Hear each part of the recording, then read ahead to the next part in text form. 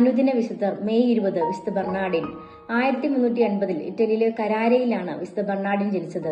അദ്ദേഹത്തിന്റെ ബാല്യത്തിൽ തന്നെ നഗരം പകർച്ചവ്യാധിയുടെ പിടിയിലായ അവസരത്തിൽ വിശുദ്ധൻ നിരവധി രോഗബാധിതരെ ശുശ്രൂഷിക്കുകയുണ്ടായി. തുടർന്ന് കഠിനമായ രോഗബാധയെ തുടർന്ന് വിശുദ്ധൻ സന്യാസ ജീവിതം നയിക്കുവാൻ തീരുമാനിക്കുകയും അതിനായി ഒരു ഫ്രാൻസിസ്കൻ ആശ്രമത്തിൽ ചേർന്നുകൊണ്ട് ഫ്രാൻസിസ്കൻ സന്യാസിയെ തീരുകയും ചെയ്തു. ബെർണാഡിന്റെ ആശ്രമത്തിലെ മേലധികാരികൾ അദ്ദേഹത്തിന് സുവിശേഷം പ്രഘോഷിക്കുക എന്ന ദൌത്യമാണ് നൽകിയത്. പിയൂസ് രണ്ടാമൻ വിശുദ്ധനെ രണ്ടാമത്തെ പൗലോസ് എന്നായിരുന്നു വിശേഷിപ്പിച്ചിരുന്നത്. വിശുദ്ധന് അനേകം അനുയായികൾ ഉണ്ടായിരുന്നു.